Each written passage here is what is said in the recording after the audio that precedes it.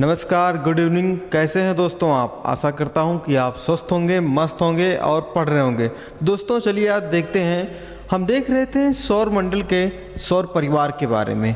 तो सौर परिवार के बारे में हमने देख लिया था सूर्य के बारे में, और अगर से जो दोस्त पिछली क्लास नहीं देखे हैं तो उसका लिंक हम डिस्क्रिप्शन में दे देंगे, आप उस क्लास को देखिए, जिससे आपको सौर मंडल की उत्पत्ति के बारे में पता चलेगा, सूर्य के बारे में पता चलेगा, सभी के बारे में हमने विस्तार से बताया है। तो चलिए आज देखते हैं सौर मंडल में सूर्य के सबसे नज़दीकतम ग्रह कौन सा है, सूर्य के सबसे पास ग्रह कौन सा है। तो देखिए यहाँ पे बुध है जो सूर्य के सबसे करीब है, बाद अपना पृथ्वी है, मंगल है, बृहस्पति है इसके बगल में, बृहस्पति के बगल में शनि है, शनि के बगल में अरुण है और उनके जस्ट बगल में वरुण है। तो आइए सभी के बारे में हम देखते हैं किस प्रकार से कौन कहाँ पर है। अगर से बात की जाए सूर्य के सबसे पास का ग्रह कौन सा है, बुध है। और बुध दोस्तों सूर्य की परिक्रमा 88 दिन में लगाता है। कितने दिन में? 88 दिन में लगाता है। और बुध के पास कोई उपग्रह नहीं है और इसके पास कोई वायुमंडल नहीं है। क्या है? इसके पास कोई वायुमंडल नहीं है। क्लियर है? और उसके बाद है जस्ट बगल में देखिए आप, कौन सा ग्रह है? शुक्र ग्रह है।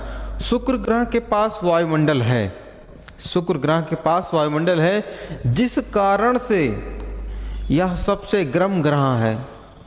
समझ रहे हैं आप? वायुमंडल होने के कारण शुक्र सबसे गर्म ग्रह के रूप में माना जाता है। क्लियर हो इतनी बात? अगर से यही देखें तो यह दोस्तों 224 दिन में सूर्य की परिक्रमा को लगाता है। कितना दिन? 224 दिन में। और इसके भी पास कोई उपग्रह नहीं है, शुक्र के भी पास में। क्लियर है? तो चलिए दोस्तों देखते हैं पृथ्वी के बारे में। तो पृथ्वी का एक उपग्रह है जिसे हम चंद्रमा कहते हैं। तो वहीं अगर से बात आती है तो पृथ्वी कितने दिनों में अपनी परिक्रमा को पूरा करता है सूर्य का? तो 365 दिन 6 घंटे, ठीक है, 6 घंटा 48 मिनट 45 सेकंड। कितना है? 6 घंटा 48 मिनट 45 सेकंड। देखिए सबका मल्टीप्लाई करेंगे आप तो इसलिए लीप वर्ष आता है। ठीक है, लीप वर्ष आने का कारण यही है, 6 घंटे 48 मिनट 45 सेकंड। इतनी बातें क्लियर हुई। अब देखिए मंगल की बात आती है। तो मंगल के 2 उपग्रह हैं। कितने हैं? 2 उपग्रह। अभी करंट की जानकारी है, आप ध्यान देंगे। बृहस्पति के पास हो गए हैं 92 उपग्रह। कितने? 92। अभी 12 नए मिले थे, इसके कारण से बृहस्पति के पास 92 उपग्रह हो गए हैं। वहीं आप देखें दोस्तों, हमने बताया था इसके पास है 82, शनि के पास। तो अगर से देखें मंगल कितने दिनों में परिक्रमा को पूरा करता है, तो मंगल लगाता है दोस्तों 687 दिन सूर्य की परिक्रमा को पूरा करने में। क्लियर हुआ? वहीं अगर से बात करें बृहस्पति की, तो बृहस्पति की बात आती है दोस्तों, तो यह लगाता है 11 वर्ष। ठीक है, 11 वर्ष का समय लगाता है। सबसे दूर ग्रह कौन सा है? वरुण है। तो यह लगाता है दोस्तों 163 वर्ष लगाता है सूर्य की परिक्रमा को पूरा करने में। इतनी बातें क्लियर हैं? चलिए अब देखते हैं हम पृथ्वी के बारे में, पृथ्वी की संरचना के बारे में। तो देखिए आपको ये पृथ्वी दिख रही है, अपनी प्यारी पृथ्वी है। तो अभी इसके जो आपको दिखता है ब्लू टाइप का, तो ये पहले ऐसा नहीं था दोस्तों। सभी लोगों ने पृथ्वी की संरचना के बारे में सुना होगा। तो आइए हम उसको देखते हैं कैसे पृथ्वी की उत्पत्ति हुई है। ये देखते हैं पृथ्वी की संरचना के बारे में। पृथ्वी की संरचना की बात आती है दोस्तों, तो यह पहले क्या था? पहला एक गर्म गोला था। क्या था? एक गर्म गोला था, गर्म तारे के रूप में था। ये कौन? पृथ्वी। इसमें कुछ समय बाद विखंडन होने लगा। क्यों होने लगा? क्योंकि इसके पास ऊर्जा कम होने लगी और जिसके कारण से इसका विस्फोट हो गया। क्या हो गया? विस्फोट हो गया। अब जब विस्फोट हुआ, इसके अंदर देखिए हाइड्रोजन और हीलियम होता है। ठीक है, प्रकाश का यही होता है स्रोत, जिसके कारण से कम होने लगा, विस्फोट हो गया। हाँ, इतनी बातें क्लियर है? जब विस्फोट हुआ, इसके बीच में एक देखिए तारा है। कौन सा है? इस सौर मंडल में एक तारा है और जिसके आसपास जो छोटे छोटे कण थे, अणु थे, वो सब एक होने लगे, जब जुड़ने लगे आपस में। देखिए किस प्रकार से जब वो टूटा तो उसके बाद सभी आपस में जुड़ने लगे, तब इन जैसे तारों का, इन जैसे ग्रहों का निर्माण हुआ। जैसे आप देखिए पृथ्वी है, मंगल है, अब इसके बगल में एक ग्रह था उस समय, क्या नाम था? थिया नाम का एक ग्रह था जो सूर्य की परिक्रमा लगाता था पृथ्वी की तरह। ठीक है, समय बीतता गया, इस थिया जो था उसमें भी क्या होने लगे? उल्का पिंड गिरने लगे। पृथ्वी पर भी उल्का पिंड गिर रहे थे, थिया पर भी गिर रहे थे। और जब ग्रेविटी पृथ्वी के अंदर ज़्यादा हो गई तो इन दोनों का एक बार मिलन हो गया, मिलन नहीं हुआ, विस्फोट हो गया, धमाका हो गया, जिसके कारण से दोनों आपस में टकरा गए और मर्ज हो गए। अब जब मर्ज हो गए, कुछ भाग जो टुकड़े नुमा था वो उसके आसपास राउंड करने लगा। क्या करने लगा? राउंड करने लगा। अब इस राउंड करने वाले एरिया से अपना चंद्रमा का निर्माण हुआ है। किसका निर्माण हुआ है? चंद्रमा का निर्माण। जब पृथ्वी का हुआ है संरचना तो उस समय 1900 अंश सेल्सियस एक लावा रूपी समंदर था। क्या था? लावा रूपी समंदर था पृथ्वी पर। जब देखिए समय बीतता गया, इसके जो लावा था नीचे बैठता गया और जो हल्की धातुएं थी दोस्तों, हल्की धातुएं ऊपर जाने लगी। जो कोर में तो लावा आ गया, इसके बीच वाले में जो ऊपर वाला एरिया था उसके ऊपर चले गए हल्की धातुएं, जैसे मिट्टी हो गया, कण हो गए। अब इन जो संरचना आप देख रहे हैं इनमें नमक का, पानी का सब कुछ मिश्रण था। जब उल्का पिंड गिरने लगे धरती पर, पृथ्वी पर उल्का पिंड गिरने लगे, जिसके कारण से यहाँ पे पानी आने लगा। पानी आने का स्रोत क्या समझे? छोटे छोटे कण आने लगे, छोटे छोटे जीवाणु आने लगे। कहाँ पर? पृथ्वी पर। किसके कारण? उल्का पिंड के कारण। अब क्लियर हुई? जब धरती धीरे धीरे ठंडी होने लगी, क्या होने लगी? ठंडी होने लगी। जो मेटल था वह ऊपर था और जो लावा था वह नीचे था। और समय बीता गया, जब धरती ठंडी हो गई तो यह ऊपर आने का प्रयास कर रहा था। क्यों? जिसके कारण से लावा निकलता गया, ज्वालामुखियों का विस्फोट होता गया। जब ज्वालामुखियों का विस्फोट होता गया तब उस प्रकार से धरती ऊपर उठने लगी। क्या होने लगा? धरती ऊपर उठने लगी, महाद्वीपों का जन्म होने लगा। इतना ज्वालामुखी निकल गया जिसके कारण से आप जो धरती देखते हैं वह उठी हुई दिखती है ज्वालामुखी के कारण। अब देखिए समय समय पर हमेशा इसके अंदर तक हमेशा ज्वालामुखियों का विस्फोट होता रहा।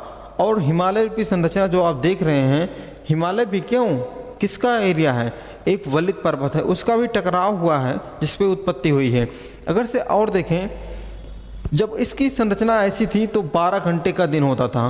12 घंटे का दिन मतलब होगा तो पृथ्वी बहुत तेजी से घूमेगी। कितनी तेजी से? बहुत तेजी से। वर्तमान में 24 घंटे। तो ठीक उसी प्रकार से जब समुद्र के छोटे छोटे जीवाणु थे वह आपस में मिलने लगे। क्या होने लगे? देखिए ये आपस में मिलने लगे और इनका निर्माण होने लगा, इनका विकास होने लगा। जब इनका विकास होने लगा तब ये लोग ऑक्सीजन को छोड़ने लगे।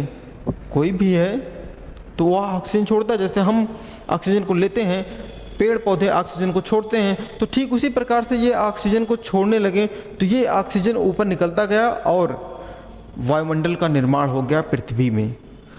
क्यों हुआ? क्लियर इतनी बात है। जब वायुमंडल का निर्माण होगा दोस्तों, जो देखिए जलवाष्प ऊपर उठता है तब जाके पानी बरसता है। इतनी संरचना तो आप जानते हैं।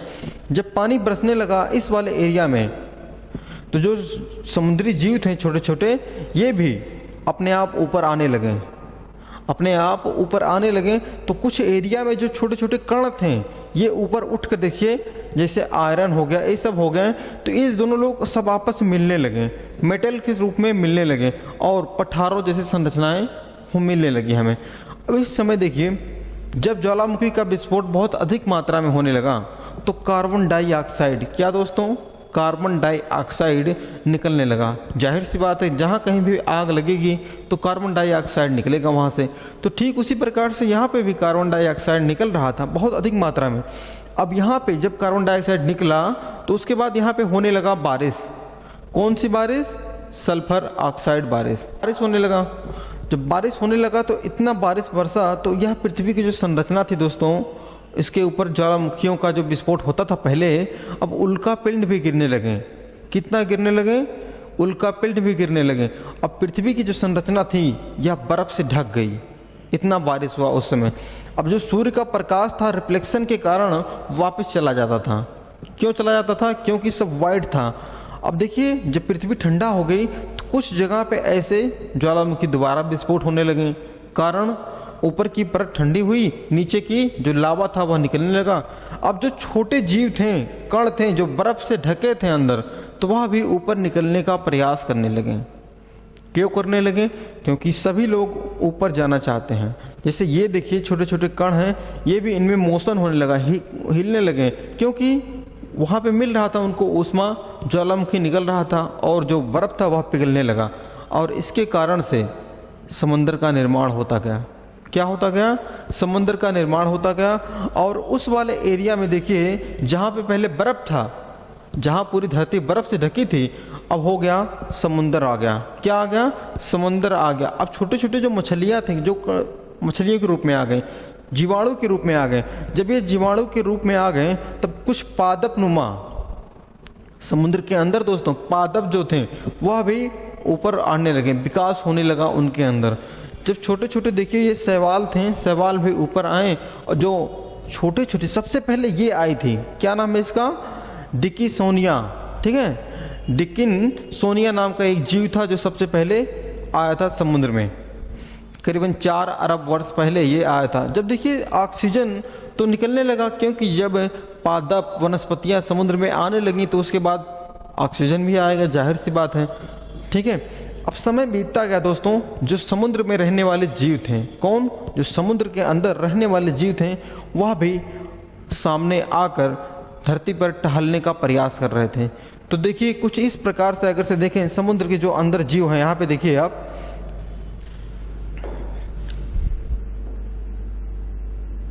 देखिए अब जो देखिए समुद्र के अंदर जो जीव है यह भी सामने आ रहा है। क्यों आ रहा है? क्योंकि इसको खतरा नहीं था। किससे? उस समय के जैसे वर्तमान में हैं जीव डरते हैं मानव से, तो इसको डर नहीं था, तो यह भी सामने आकर टहलने लगा। तो उस समय जो धरती की स्थिति थी तो सभी एक में थी। क्या थे? सब शामिल थे, ज्वाइंट थे। तो इनको भी टहलने के लिए एक अच्छा सा मौका मिल गया, मैदान मिल गया, जिससे उस समय पर जो पेड़ थे तो उनमें रहने लगे। कुछ इस तरह से डायनासोर नुमा जो दिखते हैं आप, छोटे जीव जो पैदल चलते थे, समय के हिसाब से ये बढ़ते गए, इनके अंदर विकास होना गया और डायनासोर की उत्पत्ति हो गई। जुरासिक युग कौन सा? करीबन 24.5 करोड़ वर्ष पहले जुरासिक युग का निर्माण हो गया। अब इनमें देखिए कुछ डायनासोर ऐसे थे जो शाकाहारी थे, कुछ डायनासोर ऐसे थे जो मांसाहारी थे, और जो मांसाहारी थे शाकाहारी को मारने लगे। अब उस समय देखिए पृथ्वी के अंदर एक संरचना घटी, जो जॉइंट था अब वह टूटने लगेगा। क्या होगा? अब इसका टूटने लगेगा। अब देखिए जब टूटने लगेगा, जो डायनासोर हैं शाकाहारी हो या मांसाहारी हो, तो सभी इधर उधर भागेंगे। क्या करेंगे? भागेंगे। अब देखिए यहाँ पे कुछ लोग भाग रहे हैं, पृथ्वी जब टूट रही है बगल से इधर निकल गए, कुछ इधर निकल गए, ये संरचना आप ध्यान देंगे। अब उसके बाद जो वनस्पतियाँ थीं, पेड़ पौधे थे, समय बीतता गया, इन डायनासोरों में इनका बहुत ज़्यादा विकास हो गया, बहुत अधिक मात्रा में इनका विकास हो गया। अब उसी समय पृथ्वी पर एक संरचना घटती है। क्या होता है? और उल्का पिंड, ध्यान देंगे आप, जो डायनासोर रहते थे, कुछ उड़ने वाले, कुछ जमीन पर, सभी। अब देखिए एक संरचना आप यहाँ पे ध्यान देंगे, जैसे अपना भारत का गोंडवाना लैंड है, ये आप जाके मिल गया यूरेशियन प्लेट से, हिमालय का निर्माण हो गया। इतनी बातें हमने बताई थी आपको बहुत पहले ही, जो हमने पिछली क्लास ली थी उसमें। अब इस समय एक उल्का पिंड पृथ्वी पर गिरता है, और करीबन 4.5 लाख करोड़ वर्ष पहले यह गिरता है पृथ्वी पर। और जब यह पृथ्वी पर गिरता है तो करीबन 80,000 किलोमीटर की इसकी स्पीड थी। अब इस स्पीड से अगर कोई भी वस्तु ऊपर से आएगी तो इसमें आग लग जाएगी। जब आग लग गई, इसमें पृथ्वी पर गिरा, तो बहुत अधिक मात्रा में, जैसे मतलब परमाणु बम का विस्फोट हो गया। क्या हो गया? इसे लगा कि परमाणु बम का विस्फोट हो गया, जिसके कारण से डायनासोर का और वहाँ के जो पेड़ थे सब कुछ तहस नहस हो गए। अब देखिए जो छोटे छोटे जीव थे वो तो अंदर घुस गए। कहाँ पे? जमीन के अंदर। और जो बड़े जीव थे उनको मरना पड़ा। क्यों मरना पड़ा? क्योंकि उनके छुपने के लिए कोई जगह नहीं था। कारण यही था कि डायनासोर खत्म हो गए। अब जो डायनासोर बचे थे ज्वालामुखी से मर गए, और या तो वनस्पति ना रह गई, कुछ खाने पीने को नहीं पाए, तड़प के मर गए। रीजन यही था इनका खत्म होने का। अब देखिए जो छोटे जीव थे ये जेल कहाँ घुस गए? बिल में घुस गए, अंदर घुस गए। अब पूरी धरती पर एक बार फिर क्या हो गया, सब कुछ समाप्त हो गया, ऊपर की सभी समाप्त हो गई, वनस्पतियां, जीव सभी समाप्त हो गए। अब जो अंदर थे वो जीवित हैं। क्लियर है, जो अंदर थे वो जीवित हैं। अब जब समय बीतता गया, पहले तो हो गया इतना विस्फोट, उसके बाद बारिश होने लगी, बारिश होने लगी तो धरती ठंडी होने लगी। जब धरती ठंडी होने लगी तो क्या होगा, अनेक वनस्पतियां और सभी जीवें धरती पर आकर रहने लगीं।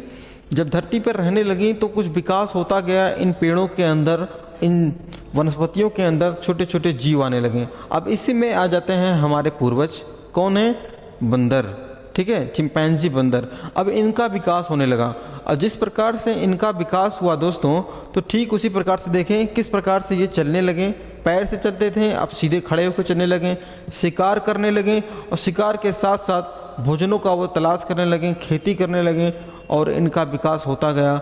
और वर्तमान में जैसे हम हैं, आप हैं, एक मॉडर्न मानव का जन्म हो गया। इतनी बातें क्लियर हैं। और ये संपूर्ण धरती पर टहलने लगे, क्योंकि कहीं ना कहीं से इनका लिंक था, और इधर उधर ये भ्रमण करने लगे, आग की खोज कर ली, सब कुछ ये अपने हिसाब से मेंटेन कर रहे थे। कुदरत भी इनका साथ दे रहा था। और वर्तमान में जो आप मानव देखते हैं, अनेक प्रकार के लीडर देखते हैं, सभी का विकास आज की इस धरती पर आपको मिल जाएगा। बड़ी बड़ी बिल्डिंगें हैं, सब कुछ आपको दिख रहा है। आपको ये स्टोरी कैसी लगी, चलिए आगे देखते हैं पृथ्वी के और संरचना के बारे में। जैसा कि हमने बताया अभी वीडियो में, ग्राफिक्स में, ये पहले क्या था, सबसे पहले यही आए थे, पादप थे, वनस्पतियां थीं, सभी आए थे। चलिए इतनी बातें क्लियर हुई।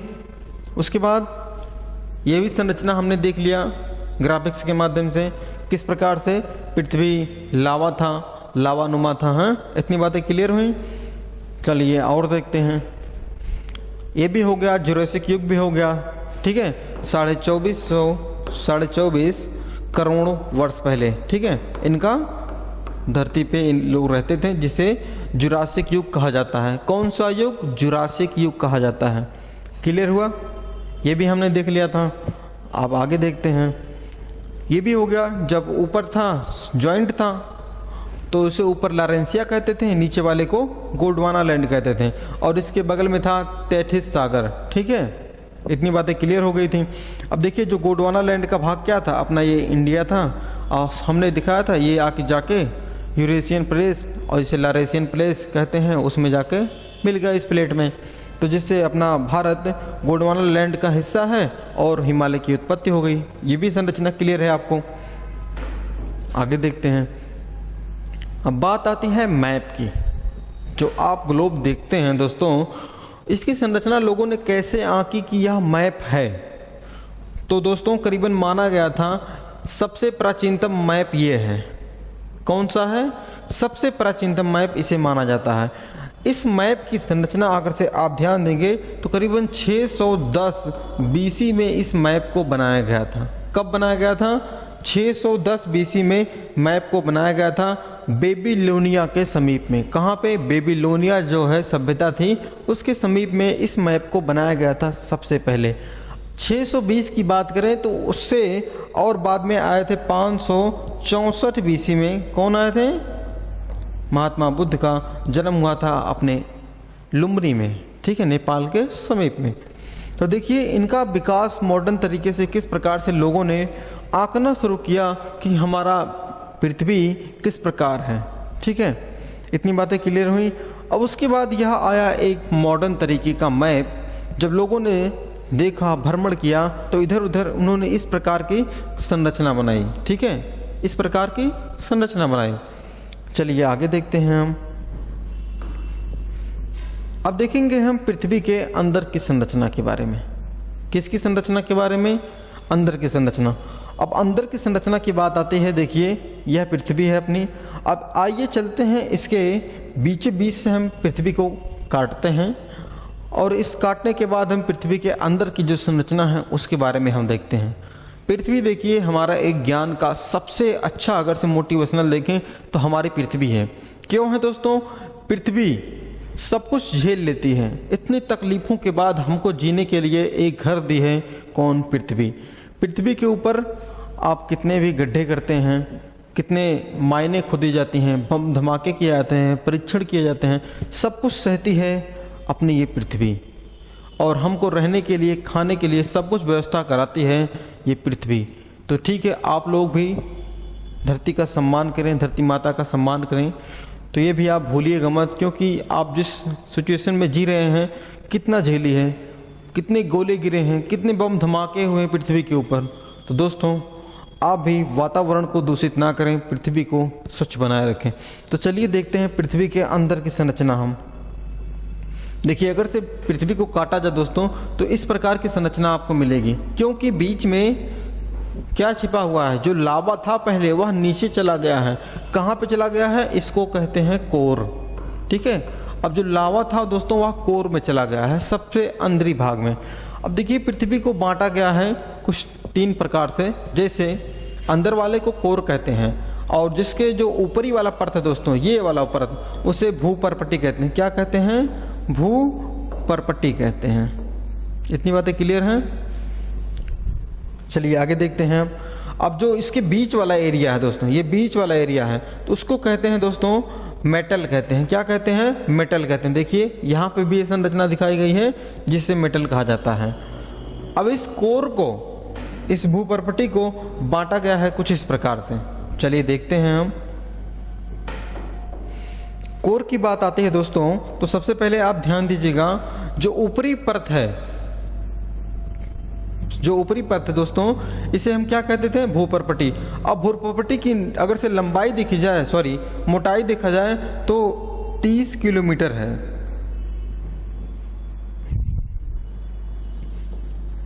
भूपर्पट्टी की मोटाई दोस्तों 30 किलोमीटर की मोटाई है पृथ्वी की ऊपरी संरचना की। इतनी बातें क्लियर हैं। अब उसके बाद जो पृथ्वी के अंदर की संरचना है, सेकेंड लेयर जो है, ठीक है, कोर के जस्ट ऊपर और भूपर्पट्टी से जस्ट नीचे, तो मेटल वाला जो संरचना है दोस्तों, उसको आप देखेंगे तो करीबन 2900, कितना दोस्तों? 2900 किलोमीटर का इसका रेंज है। इतनी मोटी परत है ये मेटल वाला। क्लियर है? और उसके बाद जो सबसे अंदर की संरचना है, जिसे हम कोर कहते हैं, तो आपको मिल जाएगा दोस्तों 6371 किलोमीटर। ठीक है, आपको कहीं कहीं पे 5100 मिलेगा, लेकिन सबसे अधिक जो माना गया है 6300 है, सबसे पृथ्वी की अंदर वाला कोर का हिस्सा। इतनी बातें क्लियर हैं। अब इसी कोर में बात करें दोस्तों, तो इसकी जो ऊपर वाला एरिया है, इसमें क्या पाए जाते हैं? बेसाल्ट चट्टानें पाए जाते हैं। कौन सी? बेसाल्ट चट्टानें पाई जाती हैं। और उसके अंदर वाले एरिया को, मेटल वाले एरिया को, तो यहाँ पे पाए जाते हैं रेडियो एक्टिव। ठीक है, रेडियो एक्टिव तरंगे पाई जाती हैं, मटेरियल पाए जाते हैं मेटल वाले एरिया में, जिसके कारण से भूकंप के साथ साथ ज्वालामुखियाँ भी आती हैं इस वाले एरिया से। जैसे आप देखिए, जब कोर से कोई चीज़ निकलती है तो कहाँ पे आएगी? तो मेटल वाले एरिया में आएगी। अगर से मेटल को भेद कर वह आगे बढ़ी तो क्या होगा दोस्तों? जरूर आएगा आपका ज्वालामुखी। क्लियर है? क्योंकि इसकी मोटाई दोस्तों हमने क्या बताई थी? 2900 किलोमीटर है। ठीक है, 2900 किलोमीटर को अगर से भेद कर निकली किलोमीटर, इस 30 किलोमीटर वाले एरिया को जरूर वह निकल देगी, क्योंकि जो ऊपर वाला एरिया है बहुत हल्का है। क्यों हल्का है? आपको कहीं कहीं पे दिखता होगा, जैसे राकी एंडीज हिमालय हैं, तो इनकी मोटाई बहुत ज़्यादा है। तो अगर से यहाँ पे देखें, जहाँ पहाड़ हैं, आप ये देखिएगा, कहीं पे मान लीजिए ये पहाड़ हैं ऊंचे ऊंचे, तो यहाँ पे इसकी जो हाइट हो जाती है दोस्तों, आप ध्यान दीजिएगा, तकरीबन 70 किलोमीटर का हो जाता है। ठीक है, 70 किलोमीटर का। वहीं अगर से आप देखिए जहाँ पे समुंदर है, तो वहाँ पे दोस्तों बहुत ही कम हो जाता है इसकी मोटाई। मान लीजिए यहाँ पे समंदर है, तो यहाँ पे इसकी हो जाएगी 5 किलोमीटर, बहुत कम। ठीक है, और अक्सर जब ज्वालामुखी आता है, समुद्र में आता है, तो बहुत भीषण ज्वालामुखी होता है। तो आप ध्यान दीजिएगा, पहाड़ों पे रेयर केस में होता है, बहुत जो होते हैं पुराने पर्वत होते हैं, वो उन पे निकलता है ये ज्वालामुखी। अगर से समुद्र में बात करें तो 5 किलोमीटर इसकी औसत ऊंचाई है। ठीक है, वहीं अगर से पूरी तो 30 किलोमीटर की इसकी औसत मोटाई मानी गई है। इतनी बातें क्लियर हुई? चलिए ठीक है। अब उसके बाद देखते हैं मेटल की बात। जो बीच वाला एरिया है, ठीक है। मेटल अगर से देखें इनर कोर है, इनर कोर के बाद क्या होगा, मेटल कोर होगा। तो आउट कोर और मेटल कोर दोनों किसके हिस्सा हैं, मेटल कोर के ही हिस्सा हैं, क्योंकि इसका ऊपरी परत है। अब देखिए इसके बात करें हम, इसकी जो ऊपरी परत है दोस्तों, तो करीबन 200 से 700, कितना 200 से 700 किलोमीटर मोटी है ये परत, किसकी, मेटल वाले एरिया के, 200 से 700। और उसके बाद 700 से 3200 है उसके बाहर अंदर वाला एरिया। इतनी बातें क्लियर होंगी आपको। चलिए और देखते हैं। अब कोर की बात करें 3200 से क्या होगा, जहां पे 3200 खत्म होगा इस वाले एरिया से, तो उसके बाद से क्या रहेगा, 6300 तक रहेगा आपका इनर कोर। तो इनर कोर की बात करें दोस्तों, सबसे आंतरिक कोर है। इतनी बातें जानते हैं आप। और चलिए और देखते हैं थोड़ी सी जानकारियां और हम पृथ्वी के बारे में। जैसे परत है, एक साइड लिख लिए हम, अब इसका लिखेंगे आयतन और दूसरा लिखेंगे द्रव्यमान, ठीक है। अब अगर से बात किया जाए आपसे भूपर्पटी की, मतलब पहले वाले लेयर की, भूपर्पटी की है, तो उसका अगर से आयतन देखा जाए तो दोस्तों ज़्यादा नहीं है, 0.5% है। और द्रव्यमान देखा जाए 0.2% है। क्लियर है इतनी बातें। अब दूसरा कौन सा है, मेटल वाला है, ठीक है। अब मेटल की बात करें दोस्तों, इसका आयतन बहुत अधिक है, करीबन 83.5% इसका आयतन है। वहीं अगर से बात करें द्रव्यमान दोस्तों, इसका 67.8 है, ठीक है। आगे देखते हैं। अब आगे है तीसरा है अपना कोर, अंदर वाला। तो कोर की बात करें दोस्तों, इसका भी ज़्यादा नहीं है, 16 है, ठीक है। 16% इसका आयतन है। वहीं अगर से बात करें 32% इसका द्रव्यमान है। ये बात क्लियर है इतना। पहले वाली परत का आयतन 5%, 0.5%, द्रव्यमान 0.2%, क्लियर है। मेटल वाले का 83.5% और मेटल वाले का द्रव्यमान हो जाएगा 67.8%। कोर का आयतन 16% होता है, वहीं इसका द्रव्यमान देखा जाए तो 32% होता है। इतनी बातें क्लियर हैं। चलिए आगे देखते हैं हम। अब यहाँ पे आप देखेंगे इसमें लोहा कितना पाया जाता है पृथ्वी के अंदर। संपूर्ण पृथ्वी में पूछा जा रहा है, संपूर्ण पृथ्वी में लोहा कितना मात्रा पाया जाता है। तो लोहा आप ध्यान दीजिएगा 35%। ऑक्सीजन की बात की जाए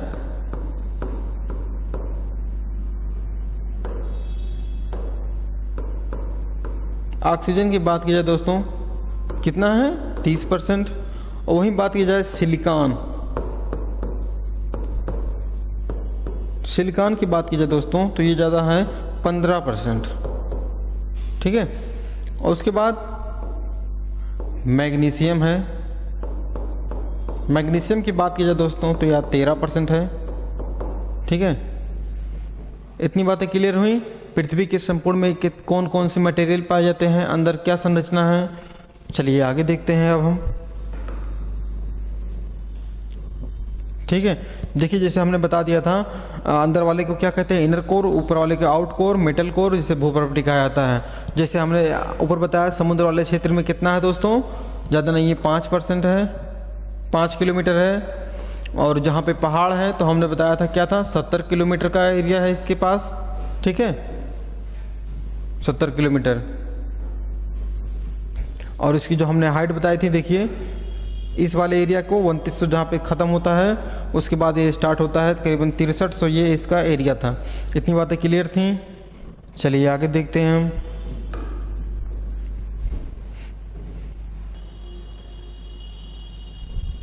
तो हम देखें पृथ्वी के बारे में, संरचना के बारे में। तो अगली क्लास में हम देखेंगे पृथ्वी की जो ऊपरी परत हैं, इसके ऊपर की संरचना हम देखेंगे, जिसमें हम रहते हैं। पृथ्वी के ऊपर की संरचना के बारे में हम देखेंगे। हमने इसके निर्माण से इसके अंदर की संरचना को विस्तार से देखा। बने रहने के लिए बहुत बहुत धन्यवाद। तो मिलते हैं दोस्तों अगली क्लास में पृथ्वी के अंदर की संरचना हो गई है। अब बाहर की संरचना में हम देखेंगे किस प्रकार से पृथ्वी पर समुद्र हैं, किस प्रकार से कितने महाद्वीप हैं और इन महाद्वीपों में भारत कहाँ पे है, सभी के बारे में हम विस्तार से देखेंगे इसकी क्लास में। तो आगे की क्लास में अगर से आप फ्यूचर कोचिंग क्लासेस में नए हैं तो फ्यूचर कोचिंग क्लासेस को सब्सक्राइब करें, अपने दोस्तों के पास शेयर करें, तो उनको बताइए कि फ्यूचर कोचिंग क्लासेस में एकदम ग्राफिक्स के माध्यम से जिस प्रकार से आपको समझ में आए उसी कंटेंट के माध्यम से आपको पढ़ाया जाता है यहाँ पे। तो मिलते हैं दोस्तों अगली क्लास में बेहतरीन वीडियो के साथ, और ऐसा समझाएंगे कि आपको समझ में ज़रूर आएगा। तब तक के लिए धन्यवाद।